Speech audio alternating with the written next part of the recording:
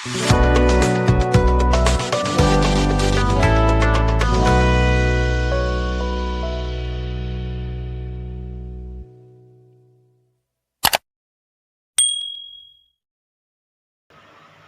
दोस्तों, बहुत बहुत स्वागत आप सभी का मेरे इस यूट्यूब चैनल किक सुगंध में। सबसे पहले तो आपको सभी को गुड इवनिंग। तो बीते रात आप देखो हमारे इंडियन स्टैंडर्ड टाइम के हिसाब से जो इंडिया पाकिस्तान का मैच खेला गया, आप लोगों ने बहुत अच्छी तरीके से मैच देखा होगा और आपने एक तरह से एंजॉय भी किया होगा। हालांकि टेंस मैच रहा टीम इंडिया के लिए, काफ़ी लो स्कोरिंग थ्रिलर रहा, जैसा कि मैंने प्रीव्यू वीडियो में भी आई थिंक बताया हुआ है। आई थिंक एक चीज़ वहाँ पे जो मैंने आई थिंक प्रेडिक्ट किया था कि मैच जो कि वन साइडेड इंडिया जीत जाएगी, वो चीज़ नहीं हुआ। पाकिस्तान ने अच्छी खासी फाइट दिखाई, स्पेशली विद द बॉल। जिस तरह से उनके गेंदबाजों ने गेंदबाजी की, बट एट द एंड आप देखो जो एक तरह से 6-1 का एक तरह से रिकॉर्ड था टीम इंडिया के फेवर में, वो बढ़ के 7-1 हो चुका है। तो टीम इंडिया की जो डोमिनेंस है पाकिस्तान की टीम के ऊपर इन वर्ल्ड कप वो जारी है और होपफुली एक तरह से आगे भी एक तरह से बरकरार रहेगा। जैसा मैंने कहा था कि एक मुश्किल सरफेस है वहाँ पे न्यूयॉर्क में, उतना ईजी नहीं होगा। हालांकि वहाँ पे देखो जो फैंस की प्रेजेंस थी वो तो एक तरह से ज़बरदस्त थी, क्योंकि आप एक्सपेक्ट करते हो मदर ऑफ ऑल क्लास जिसे कहते हैं, इंडिया पाकिस्तान का जो एक तरह से बैटल होता है, तो फैंस तो उसके लिए एक तरह से जमकर आते हैं, बट वो पिच उस हिसाब से थी नहीं जिससे कि एक तरह से आपको एक अच्छा खासा आपको एक तरह से हाई स्कोरिंग मैच देखने को मिले। बट मैंने कहा था कि दोनों टीमों के पास अच्छी क्वालिटी बॉलिंग है और जिनकी बैटिंग थोड़ी सी बेहतर क्रिकेट खेलेगी वही एक तरह से मैच जीतेंगे। और इनफैक्ट अगर आप देखो ये जो मैच रहा, जो I think low scoring thriller रहा, जहाँ पर टीम इंडिया ने पहले बैटिंग किया और एक स्टेज पे वो 10 ओवर में 81 पे 3 थे। और शुरुआत में अब देखो विराट कोहली और रोहित शर्मा दोनों ही जल्दी आउट हो गए। पाकिस्तान ने फील्ड किया होगा, ऑलमोस्ट हमने आधा मैच जीत लिया है, लेकिन उसके बाद देखो टीम इंडिया ने आई थिंक जो अप्रोच थी उसको बरकरार रखा, कभी भी एक तरह से शटर डाउन नहीं किया, शॉट खेलते गए। स्पेशली ऋषभ पंत जिस तरह से उन्होंने आई थिंक ऐसा लग रहा था कि जैसे आउट होने की कोशिश कर रहे हैं, हर बॉल पे छक्के चौके मारने की कोशिश कर रहे हैं, बट पाकिस्तान के फील्डरों ने एक तरह से उनकी मदद की, कैचेस छोड़े, फील्डिंग्स छोड़े। और बाकी बार आप देखो तो अक्षर पटेल ने आई थिंक उनको नंबर 4 पे भेजा गया था, थोड़ा सा उन्होंने कंट्रीब्यूट किया, 20-22 रन उन्होंने किए। तो जैसे जैसे करके यार आप देखो टीम इंडिया ने कोशिश की कि एक तरीके से जो शुरुआती झटके थे उससे एक तरह से उबर जाए, और उबर भी गए थे। बट जो सेकंड पार्ट रहा आई थिंक 10 ओवर के बाद का जो एक तरह से हाल रहा, I think the moment Surya Kumar Yadav got out, उसके बाद टीम इंडिया बिल्कुल एक तरह से कहेंगे कि ऐसा लगा जैसे मतलब बहुत ज़्यादा हड़बड़ी मचा रहे हैं और 160-70 की तरफ सोच रहे थे। हालांकि थोड़ी सी जो पिच थी वो बेहतर हुई थी बैटिंग के लिए, और इसके चलते आप देखो टीम इंडिया ने अच्छा खासा स्टार्ट भी किया था, इनसाइड पावर प्ले 50 रन भी मार दिए थे। बट आखिर के जो आई थिंक 6-7 विकेट गिरे वो 30-35 रन के अंदर गिर गए, और इंडिया जो कि एक ओवर पहले ही ऑल आउट हो गई 119 रन पे। तो डेफिनेटली आप बोलोगे कि पाकिस्तान की तरफ से बहुत अच्छा एफर्ट था, और उनके जो फैंस है, उनके जो एक तरह से क्रिकेट एक्सपर्ट्स है और उनकी टीम है, वो ये शायद एक्सपेक्ट कर रहे होंगे कि हम मैच जो कि वो जीत जाएंगे इजीली। बट वहीं पे देखो कि मुश्किल सर्फेसेस के ऊपर आपको थोड़ा सा स्मार्टली बैटिंग करना पड़ता है, और पाकिस्तान ने क्या किया कि मैच को बहुत ज़्यादा डीप लेके गए। जहां हमारे बल्लेबाजों ने 3 विकेट खो के 80-81 रन बना लिए थे पहले 10 ओवर में, उनका स्कोर आई थिंक 50-55 के आसपास ही था। तो उन्होंने अलाउ किया कि टीम इंडिया को एक तरह से मैच को 20 ओवर तक खींचने के लिए, और जिस अपॉर्चुनिटी को टीम इंडिया ने बखूबी बुलाया। जसप्रीत बुमराह वंस अगेन आप देखो मैच के हीरो बने हैं। उनकी बहुत ज़्यादा चर्चा नहीं होती है इन बड़े मैचेस में, ज़्यादातर लोग चर्चा करते हैं बैटिंग के बारे में कि विराट कोहली ने कितने रन मारे, रोहित शर्मा ने कितने रन मारे, बट जसप्रीत बुमराह आप देखो थोड़ा सा अंडर द रडार एक तरह से चले जाते हैं। बट हमेशा से अगर आप देखो उन्होंने मैच विनिंग स्पेल डाले हैं, थोड़े से अनफॉर्चुनेट रहते हैं बड़े मैच में, कभी उनके गेंद पे कैच छूट जाती है, कभी मिसफील्डिंग हो जाती है। आई थिंक कल भी एक तरह से कैच छूट गया, शिवम दुबे ने छोड़ दिया था। हालांकि बाद में वो एक तरीके से ब्लेसिंग इन डिस्गाइज हो गया टीम इंडिया के लिए, क्योंकि मोहम्मद रिजवान आई थिंक उस वक्त आप देखो बहुत जल्दी आउट हो गए थे, मतलब अगर वो कैच पकड़ा जाता। बट बाद में आप देखो उन्होंने काफ़ी बॉलें एक तरह से वेस्ट कर दी, काफ़ी एक तरह से कम स्ट्राइक रेट के साथ बैटिंग करके गए, और कहीं ना कहीं एक रीज़न बने कि पाकिस्तान के उस हार का। ओवरऑल देखो तो टीम इंडिया ने बैटिंग से तो एक तरह से निराश ही किया था, स्पेशली जो आखिर के जो 10 ओवर 9 ओवर बैटिंग किए थे, और उसके बाद अगर आप देखो तो जैसा ही कहा कैच छोड़े, फील्डिंग भी उतनी आई थिंक बहुत अच्छी एफर्ट थी नहीं। स्पेशली अगर आप देखोगे कि तो पहला जो 10 ओवर था वो इंडिया की तरफ था, बाद का जो 10 ओवर था वो पाकिस्तान ने जीता, जहाँ पे उनके जो गेंदबाज थे शाहीन शाह अफरीदी, हारिस रऊफ, स्पेशली मोहम्मद आमिर हो गए, निशिम शाह हो गए, उन्होंने कमबैक कराया था पाकिस्तान का। उसके बाद के जो 10 ओवर थे उसमें भी देखो तो पाकिस्तान ने बहुत ज़्यादा रन तो बनाए नहीं थे, बट हाथ में विकेट थे। आई थिंक सिर्फ 1 या 2 विकेट गिरे थे पहले 10 ओवर के अंदर अंदर, तो यू एक्सपेक्ट कि वो रन चेस कंप्लीट कर जाते। बट लास्ट मोमेंट को उनके जो मिडल ऑर्डर बैटर थे उन्होंने पैनिक किया, और कुछ I think wrong shot selection भी हुए, जैसे कि जैसे कि मोहम्मद रिजवान जिस तरह से आउट हुए, वो बुमराह को मारने की कोशिश कर रहे थे। आई थिंक जो कि हमारे टीम इंडिया का बेस्ट गेंदबाज है, उनको मारने की कोशिश कर रहे थे, बोल्ड हुए। आई थिंक फिर भी आप एक्सपेक्ट करते हो, जैसे मिडिल ऑर्डर में थे उनके बैटर इमाद वसीम, इफ्तिकार अहमद, शादाब खान, वो एक तरह से मैच फिनिश करते। अंत में देखो तो नसीम शाह ने आके कोशिश की, उन्होंने 2 बाउंड्री मारे, बाद में रोते हुए भी एक तरह से डगआउट में गए हैं। मुझे तो यकीन था अगर नसीम शाह को 2 ओवर पहले बैटिंग मिल जाती शायद वो मैच खत्म कर जाते, क्योंकि वो चीज़ उन्होंने किया हुआ है। आखिरी 2 बॉल में 12 रन चाहिए थे और आई थिंक उन्होंने उस तरह के मैचेस फिनिश किए हुए हैं। अफगानिस्तान के अगेंस्ट, फजल फारूक के अगेंस्ट उन्होंने 2 बॉलों में 2 छक्के मारे हुए हैं। तो I think that was, I think कहेंगे कि फ्रस्ट्रेटिंग मोमेंट था पाकिस्तान के बल्लेबाजों के लिए, उनकी टीम के लिए। हार्ट ब्रेकिंग मोमेंट था, बट आई थिंक आपने ब्रेव क्रिकेट नहीं खेला। आपने जब फर्स्ट हाफ में इतना ज़बरदस्त एक तरह से गेंदबाजी की थी, टीम इंडिया को एक तरह से डाउन कर दिया था विद द बॉल, उसके बाद आपको आके पॉजिटिव क्रिकेट खेलनी चाहिए थी, जहाँ पे आप कोशिश यही करते हैं कि 15 ओवर में मैच फिनिश करते हैं। ठीक है, पिच का जो एक तरह से नेचर है थोड़ा सा ख़राब है, सामने एक अच्छी बॉलिंग लाइनअप है, बट आप यही इंश्योर करते हैं कि पार्टनरशिप बिल्ड करते और आसानी से मैच जीतते। और काफ़ी हद तक वो चीज़ हुआ भी था, बट बीच में लगा आई थिंक जो सेकंड पार्ट भी रहा उसमें बहुत सारे शॉट खेलने की कोशिश कर रहे थे पाकिस्तान के बैटर, और बाद में तो आई थिंक टीम इंडिया ने ज़बरदस्त एग्जीक्यूट किया प्लान। स्पॉट ऑन गेंदबाजी हो रही थी, उस हिसाब से फील्ड भी सेट हुई थी कि किस बैट्समैन की कहाँ पर स्ट्रेंथ और कहाँ पर फील्ड रखनी है। बड़ी बाउंड्रीज होने के कारण वहाँ पे देखो उतना इजी नहीं था कि आप सिर्फ आप इजीली एक तरह से बाउंड्री मार लो, चौके छक्के मार लो। तो रनिंग बिटवीन द विकेट भी एक तरह से काफ़ी मैटर करता है, जहाँ पे मुझे लगा कि पाकिस्तान पीछे थी। तो खैर, अगर स्कोर कार्ड के बारे में हल्का सा आपको अपडेट दे दूँ तो जैसे लो स्कोरिंग मैच ही हुआ है। आई थिंक मैंने प्रीव्यू वीडियो में कहा था कि आपको 120-25 वाली थ्रिलर देखने को मिलेगी, ये ऐसा विकेट नहीं 160-70 वाला। हाँ, अगर जिस तरह से टीम इंडिया ने स्टार्ट किया था, अगर कोई सेट बैट्समैन खड़ा रहता है अंत में तो शायद 160 बन जाते, बट वहाँ पे देखो तो पाकिस्तान ने बढ़िया कमबैक किया था। टीम इंडिया की बैटिंग के बारे में बात करें तो विराट ने बहुत अच्छा स्टार्ट किया था एक कवर ड्राइव के साथ, बट तीसरी बॉल पर आउट हुए 4 रन बना के। और इसके अलावा रोहित ने भी बढ़िया स्टार्ट किया था, एक छक्का ज़बरदस्त उन्होंने फ्लिक का मारा था, आई थिंक शाइन को मारा था शायद। और आई थिंक रोहित शर्मा ऐसे बैटर बने हैं जिन्होंने आई थिंक जो फर्स्ट ओवर होता है साइन से अफरीदी की, ओडीआईज में और T20s में उनको छक्का मारा। आई थिंक ओडीआईज में जब एशिया कप खेल रहे थे वहाँ पे छक्का मारा था, और यहाँ पे T20 पे आई थिंक इस वर्ल्ड कप में छक्का मारा है। कोई दूसरा बैटर नहीं है जिन्होंने कि शाइन के ओपनिंग ओवर में जाके उनको छक्का मारा हो। तो वो बहुत एक तरह से अच्छा शॉट था, बट उसके बाद देखो वो भी स्ट्रगल करते रहे और शाइन ने उनको आउट किया आके। इसके बाद देखो नंबर 3 पे ऋषभ पंत आए हैं, और ऋषभ पंत बेबाक क्रिकेट खेल रहे हैं, अपने अंदाज में खेल रहे हैं। आपको थोड़ा सा अगली दिखेगा उनका बैटिंग, बट काफ़ी इफेक्टिव है। तो 42 करके गए हैं 31 बॉलों में, तो बढ़िया एक तरह से मैच विनिंग नॉक एक तरह से साबित हुआ। इसके अलावा अक्षर पटेल को नंबर 4 पे भेज दिया था, थोड़ा सा मुझे यहाँ पे सरप्राइजिंग लगा कि आपके पास नंबर 1 T20 का बैटर है सूर्य कुमार यादव के रूप में, और अगर आप उनको ट्रस्ट नहीं कर पा रहे हो इन सच विकेट्स, तो फिर मुझे नहीं लगता कि आप एक तरह से कॉन्फिडेंस दिखा रहे हो उनमें। और बाद में वो जो एक तरह से आए हैं तो कुछ खास उन्होंने किया नहीं है। तो आई थिंक सूर्य कुमार यादव को भी I think it's high time कि बड़े मैच में रन करने पड़ेंगे। ठीक है, आपने बायलेटरल्स में खूब रन किए हैं, जो एक तरह से रिलेटिवली कमज़ोर अपोनेंट्स है उनके अगेंस्ट भी आपने एक तरह से रन मारे हुए हैं वर्ल्ड कप में। एक साउथ अफ्रीका वाला एक अच्छा नॉक याद आ रहा है जो लास्ट उन्होंने खेला था, लेकिन उसके अलावा बहुत सारे नॉक उस तरह से नहीं है जहाँ पे एक तरह से आप उनकी एक तरह से वाहवाही करो। तो आई थिंक जिस चीज़ के लिए KL राहुल को एक तरह से क्रिटिसिज्म झेलनी पड़ती है कि बड़े मैच में फेल हो जाते हैं, वही चीज़ सूर्य कुमार यादव भी कर रहे हैं। और अक्षर देखो तो उससे पहले अक्षर आए थे, और अक्षर जितने देर बैटिंग कर रहे थे उन्होंने अच्छी बैटिंग की थी, 18 में 20 किया था। तो उनका काम ही यही था थोड़ा सा पॉजिटिवली बैटिंग करें, और उसी प्रोसेस में आउट हुए। जैसा कि स्काई ने 7 रन किए 8 में।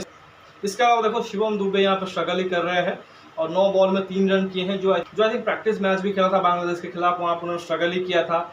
आयरलैंड के अगेंस्ट उनको बैटिंग का उतना अपॉर्चुनिटी मिला नहीं, बट यहाँ पे देखो वो आई थिंक ऐसा लग रहा है कि अपनी जो नेचुरल गेम वो खेल नहीं रहे हैं। थोड़ा सा उनको आई थिंक अपनी नेचुरल जो एबिलिटी है, सिक्स सेटिंग एबिलिटी, उसी को एक तरह से फॉलो करना पड़ेगा। पता नहीं कि क्या टीम मैनेजमेंट उनके साथ ही कंटिन्यू करेगी या फिर कुछ बदलाव करेंगे। आई डोंट थिंक कि कोई अभी बदलाव होगा। वही एक तरह से प्लेइंग 11 आपको खेलता हुआ दिखाई देगा, at least for the next game, क्योंकि वो भी आई थिंक उसी ग्राउंड पे है न्यूयॉर्क में। तो अभी शिवम दुबे को काम करना पड़ेगा, क्योंकि बॉलिंग वो कर नहीं रहे हैं या उनसे करवाया नहीं जा रहा है। फील्डिंग में थोड़े से वो आई थिंक वो ऐसे प्लेयर है जिनको आप एक तरह से छुपाना ही चाहोगे, क्योंकि उतने एक तरह से एक्टिव नहीं रहते हैं। आई थिंक जिस तरह का कैच भी छोड़ा था, बाद में आई थिंक बहुत क्रिटिसिज्म भी उनका हुआ था कि बैटिंग से रन नहीं है, कैच भी छोड़ रहे हैं। अब इसमें एक चीज़ कहूँगा, देखो गलती तो उनसे हुई है, कैच छोड़े हैं, रन भी उतने नहीं बनाए हैं, बट इकलौते खिलाड़ी नहीं है जो कि फेल हुआ है, तो सिर्फ और सिर्फ उनको टारगेट करना वो चीज़ सही नहीं है। काफ़ी लोग ये अभी बोल रहे हैं कि कि शिवम दुबे की जगह पे रिंकू सिंह होते तो बेहतर होता। शिवम दुबे को अब आप इंजरी का बहाना बना के एक तरह से बाहर कर दो और रिंकू को 15 में डाल दो। देखो मेरा इसमें ये मानना है कि शिवम दुबे ने कुछ किया था एक तरह से IPL में हो या इंडियन क्रिकेट के लिए हो, तभी वो वर्ल्ड कप में सिलेक्ट हुए हैं। और ये तो आई थिंक कप्तान और कोच की सोच रही थी कि उन्होंने रिंकू के जगह पर शिवम दुबे को ऐड किया था। तो आई डोंट थिंक इतने जल्दी इम्पेशेंट होना चाहिए, क्योंकि बड़े से बड़े खिलाड़ी देखो वर्ल्ड कप में फेल हो रहे हैं। अब रोहित शर्मा को देख लो, उनके पाकिस्तान के against I think 30 not out highest है। उसके अलावा देखो उन्होंने कुछ खास किया नहीं है। सूर्य कुमार यादव लगातार फेल हुए हैं पाकिस्तान के अगेंस्ट, और ये तो पहला ही मैच खेल रहे थे पाकिस्तान के अगेंस्ट, और वर्ल्ड कप में अगर आप देखो इनका पहला ही वर्ल्ड कप है। यहाँ पे प्लेयर्स देखो बहुत सारे वर्ल्ड कप खेल चुके हैं, बट उस हिसाब से परफॉर्मेंस नहीं है। आप रोहित को देख लो या इवन जडेजा को देख लो, तो आई थिंक थोड़ा सा टाइम देना पड़ेगा। तो लेट्स सी कि आगे वो क्या करते हैं। बाकी हार्दिक ने भी निराश किया, 12 में 7 रन किए हैं, बट वो थोड़े से आउट ऑफ पार्टनर भी हो गए थे कि जब वो खेल रहे थे तो उनके साथ कोई खड़ा नहीं था। नीचे आप देखो जडेजा गोल्डन डक पे आउट हुए हैं, और मुझे याद नहीं आ रहा है कि कब रविंद्र जडेजा ने T20 वर्ल्ड कप में परफॉर्म किया था विद द बैट। और फिर भी यार आप देखो ये बॉलिंग से कहीं पे कंट्रीब्यूट किया होगा, या फील्डिंग में तो अच्छा ही करते हैं, बट बैटिंग से वो एक बड़े लेट डाउन है। बाकी नीचे अगर आप देखो तो बहुमूल्य कंट्रीब्यूशन थे अर्शदीप सिंह के और मोहम्मद सिराज के। बुमराह भी 0 पे ही आउट हुए हैं, बट अर्शदीप के 9 रन और सिराज के 7 रन आई थिंक ये एक तरह से क्रूशियल बन गए, क्योंकि कई बार 1-2 रन भी एक तरह से काफ़ी महत्वपूर्ण हो जाते हैं, और वही चीज़ एक तरह से आखिर में दिखा। इन्होंने आई थिंक जो रन बनाए बाद में आई थिंक उसी को एक तरह से उन्होंने यूज़ किया और स्कोर को जो कि एक तरह से डिफेंड किया है। जहाँ तक पाकिस्तान की गेंदबाजी की बात करें, ज़बरदस्त गेंदबाजी उनकी तरफ से रही। शुरुआती में यार आप देखो जो पहले 1-2 ओवर रहे वो थोड़े से आउट ऑफ टच दिखे, चाहे शाहीन हो या फिर हारिस रऊफ हो, बट बाद में बढ़िया कमबैक किया है। शाहीन ने 4 में 29 रन देके 1 आउट किया है, रोहित का विकेट था बड़ा विकेट। बाकी नसीम शाह 4 में 21 रन देके 3 आउट किया है, और बाद में जैसा ही कहा कि उन्होंने रन भी मारे हैं, तो सबसे ज़्यादा हार्ड ब्रेक उनको ही मिला होगा, क्योंकि इतना ज़बरदस्त परफॉर्मेंस दिया था। सबसे जो बड़ा विकेट है विराट कोहली को उन्होंने आउट किया था। इसके अलावा मोहम्मद आमिर जो एक तरह से कमबैक ही कर रहे हैं इस टीम में, 4 में 23 रन देके 2 आउट किए हैं। आई थिंक उन्होंने भी आके बढ़िया एक तरह से गेंदबाजी की, और लगातार 2 बॉलों में दुबे और जडेजा को आउट किया था। 1 ओवर इफ्तिकार अहमद से कराया था, 7 रन पड़े हैं। 3 ओवर इमाद वसीम ने किए, जिनके 17 रन पड़े हैं। इसके अलावा हारिस रऊफ ने 3 में 21 रन देके 3 आउट किए हैं, तो बढ़िया परफॉर्मेंस रहा है। और शादाब खान को उन्होंने यूज़ ही नहीं किया।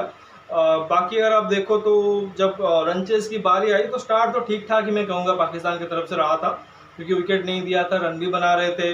अब बाबर ने 13 किए 10 में, रिजवान के 31 से 44 बॉलों में, बट इसमें देखो 1 चौका और 1 छक्का है। स्ट्राइक रेट 70.45 का है, बहुत ही ख़राब है। पिच चाहे जितने भी एक तरह से टफ क्यों ना हो, बट आप इस तरह से T20 क्रिकेट में खेल नहीं सकते, भले ही आप 120 रन चेस कर रहे हो, क्योंकि बाद में क्या होता है जब आप आउट हो जाते हो इस विकेट के ऊपर, नए बल्लेबाज के लिए मुश्किल हो जाता है रन बनाना। आई थिंक वही चीज़ हुआ। इसके अलावा देखो तो उस्मान खान 13 रन किए 15 में, 13 किए। फ़कर जमान ने 8 बॉलों में 1 चौका और 1 छक्का, और मुझे लगता है this was the turning point जब फ़कर आउट हुए हैं, क्योंकि एक ही बैट्समैन लगा जो टॉप ऑर्डर में जिसने कि इंटेंट दिखाई थी, बट हार्दिक ने उनको बहुत अच्छा एक तरह से बाउंसर पे आउट किया था। ऋषभ का बहुत अच्छा कैच था, और आई थिंक ये मुझे लगा कि टर्निंग पॉइंट था। ऑब्वियसली आप रिजवान का विकेट भी बोलोगे, बट आई थिंक जो एबिलिटी है जो प्लेयर के एक तरह से मैच अपने दम पे पलटने का, आई थिंक वो फ़कर जमान रखते थे, तो उनको जल्दी आउट कर दिया। और बाकी देखो इमाद वसीम 23 में 15 आप एक्सपेक्ट नहीं करते हो वैसा परफॉर्मेंस, सिर्फ 1 चौका मारा है। 7 में 4 शादाब के हैं, 9 में 5 इफ्तिकार अहमद का है। तो आई थिंक जो एक तरह से थोड़ी बहुत पार्टनरशिप ऊपर से बन रही थी उसको बाद में एक तरह से टीम इंडिया ने तोड़ दिया और बढ़िया कमबैक किया है। नीचे जैसा ही कहा कि नसीम शाह ने 10 रन किए हैं 4 बॉलों में, तो बहुत ज़्यादा निराश होंगे। हालांकि मुझे थोड़ा सा डर भी लग रहा था कि जब 2 बॉलों में 12 रन चाहिए थे, कि अर्शदीप का थोड़ा सा कंट्रोल का इशू रहता है, कभी कभार वो लूज बॉल डाल देते हैं, और नसीम शाह के पास वो एबिलिटी थी कि वो 2 बॉलों में 2 छक्के मार सकते थे, बट उन्होंने अच्छा एग्जीक्यूट किया। यहाँ पर आप देखो ये सब बोल रहा था कि अच्छी स्टार्ट उनको मिल गई थी, और आप देखो 10 ओवर के मार्क तक इनके 57 रन बने थे और सिर्फ 1 विकेट गिरा था। आई थिंक दूसरा विकेट वो पहली बॉल पे गिरा 11वें ओवर पे, जब अक्षर ने आउट किया उस्मान खान को, और तब तक भी यार आप देखो ठीक ठाक ही चल रहा था। इवन देखो 12.2 ओवर में 73 पे 2 थे।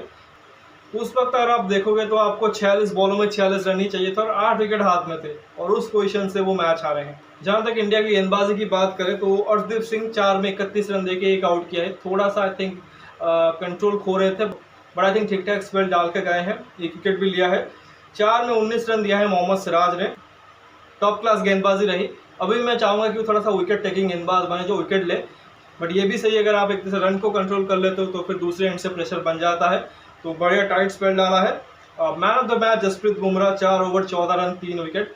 तो एक भी ओवर ऐसा नहीं था जहाँ पे उन्होंने एक तरह से कोई लूज गेंदबाजी की हो, प्रॉपर गेंदबाजी की है, ज़बरदस्त गेंदबाजी की है। आखिरी जो उन्होंने ओवर डाला है 2 या 3 रन ही दिए हैं, तो मैजिकल स्पेल उनके लिए रहा है और हैंड्स डाउन बेस्ट गेंदबाज है अभी टीम इंडिया के। इनफैक्ट वर्ल्ड भर में आप देखो तो ऑल फॉर्मेट शायद नंबर 1 गेंदबाज होगा।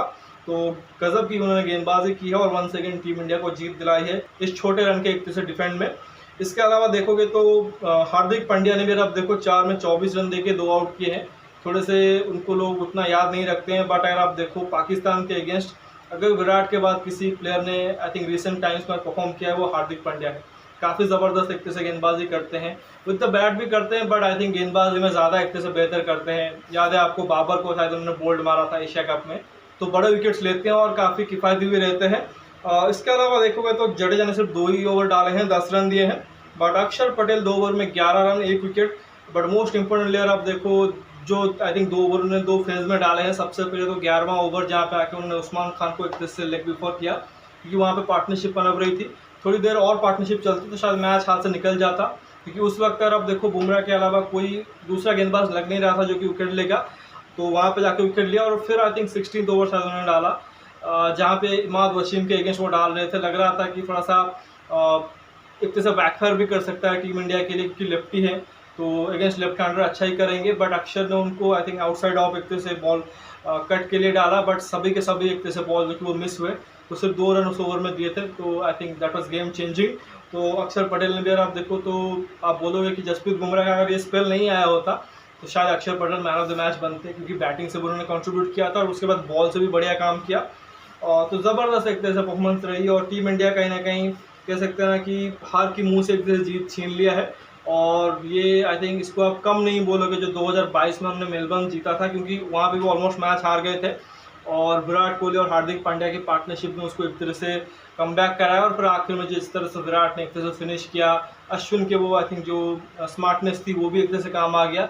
तो टाइपिकल उसी प्रकार का गेम है। ऑब्वियसली वहाँ पे जो एक तरीके से हाइप था वो नेक्स्ट लेवल था MCG में, क्योंकि वहाँ पे बहुत बड़ी एक तरह से क्राउड थी और ओकेजन ही ऐसा था, क्योंकि इंडिया का आई थिंक पहला ही मैच था उस वर्ल्ड कप में।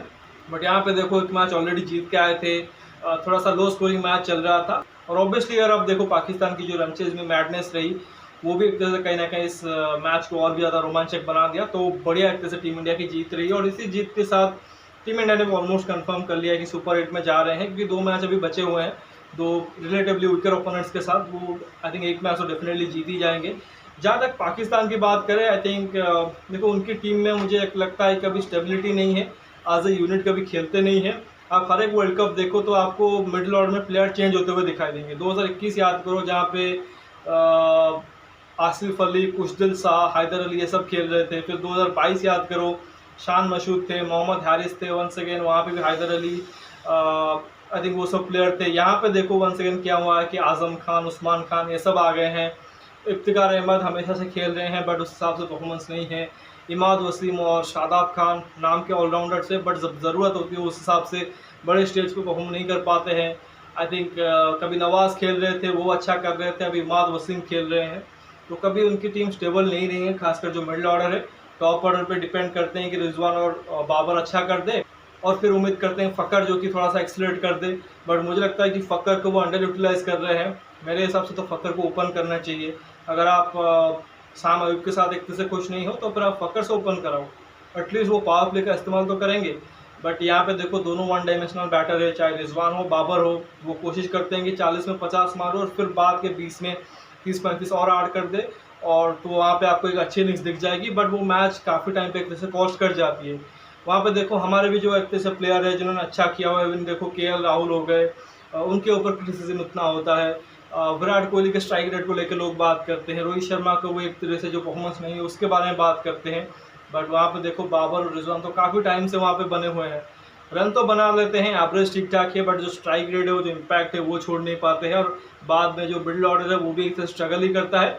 आई थिंक एक चीज़ जो कि मुझे लगता है कि उनके गेंदबाजों के लिए फील होगा कि गेंदबाज जब खराब करते हैं तो ठीक है, मतलब पिछला मैच आई थिंक जो उन्होंने फील्डिंग की थी या जो आखिरी over super over Mohammad Abid ने डाले थे वो काफ़ी ख़राब थी। बट इन मैचेस में जहाँ पे गेंदबाज इतना अच्छा गेंदबाजी करके देते हैं उसके बावजूद वो मैच हारते हैं, तो फिर गेंदबाज भी एक तरह से फील कर रहे होंगे कि हमारे साथ ख़राब हो रहा है। बैट्समैन एक तरह से हमें लेट डाउन कर रहे हैं। तो मतलब ठीक है, उस टीम में मुझे लगता है कि यूनिटी की कमी है और वही रीज़न बन रहा है कि एज अ टीम वो अच्छा कर नहीं पा रहे हैं और मोस्ट लाइकली अब मुझे लग रहा है कि उनका टूर्नामेंट ओवर हो चुका है। हालांकि पाकिस्तान का जो कुदरत का निज़ाम है वो एक तरह से भारी पड़ जाता है कभी कभार, क्योंकि लास्ट टाइम भी लगा था जब जिम्बाब्वे से हारे थे उनका ओवर हो गया है। बट यहाँ पे देखो और भी टफ इस वजह से है क्योंकि पिछली बार देखो फॉर्मेट अलग था। वहाँ पे आपने 2 मैच हारे बट उसके बाद आपने 3 मैच जीते और वहाँ पे देखो सुपर 12 में आप खेल रहे थे, वहाँ पे 5 मैच खेल रहे थे। बट यहाँ पे क्या है कि आप लीग स्टेज पे खेल रहे हो जहाँ पे आप 4 मैच खेलोगे, वहाँ से आप सुपर 8 में एंट्री करोगे और क्योंकि ऑलरेडी इंडिया और यूएसए आपसे ऊपर है, 2-2 मैच जीत चुके हैं। तो आई थिंक पाकिस्तान के लिए अब चाहिए ये है कि यूएसए जो कि वो आयरलैंड से हार जाए और फिर वो एक तरह से अपने 2 मैचेस जो कि हैं कनाडा और आयरलैंड के अगेंस्ट वो जीत जाए और अच्छे खासा मार्जिन से जीते, क्योंकि नेट रन रेट का भी एक तरह से आपको ज़रूरत पड़ेगा। तो आई थिंक ये सब चीज़ें आई थिंक गणित जो कि पाकिस्तान को ध्यान में रखनी पड़ेगी। और उधर अगले मैच में देखो जो बाद में मैच हुआ था, स्कॉटलैंड ने 13 ओवर में 150 रन चेस कर दिए, तो इंग्लैंड को उन्होंने सरदर्द दे दिया है। ऑलमोस्ट ऐसा लग रहा है कि 2-3 बड़ी टीमें इस बार सुपर 8 से बाहर होने वाली है। तो लेट्स सी। तो फिलहाल इस वीडियो बस इतना ही। आशा करता हूँ वीडियो ज़रूर आपको पसंद आएगा। वीडियो को लाइक करना मत भूलिए, साथ ही चैनल को सब्सक्राइब जरूर करिए और दोस्तों तक शेयर भी कर दीजिए। बाकी कमेंट सेक्शन में अपना राय ज़रूर रख सकते हो, आपको कैसा लगा टीम इंडिया का परफॉर्मेंस। ऑब्वियसली बैटर्स ने तो निराश ही किया था, बट बॉलिंग परफॉर्मेंस कैसी लगी उसके बारे में ज़रूर बताइए और साथ ही पाकिस्तान की इस हार की वजह क्या रही उसके बारे में ज़रूर अपना फीडबैक दीजिए। बाकी नोटिफिकेशन की घंटी दबा लीजिए ताकि हर एक वीडियो की अपडेट आपको टाइम पे मिलती रहे। मिलते हैं अगले वीडियो में, तब तक धन्यवाद। जय हिंद।